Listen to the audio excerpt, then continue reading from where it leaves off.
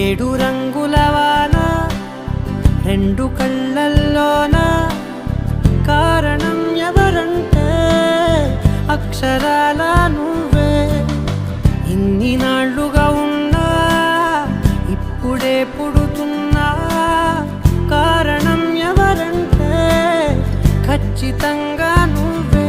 మబ్బుని మెరుపుని కలిపిన వానల్లే పెదవికి నవ్వుకి పరిచయం నీ వల్లే. చిగురుపై చిను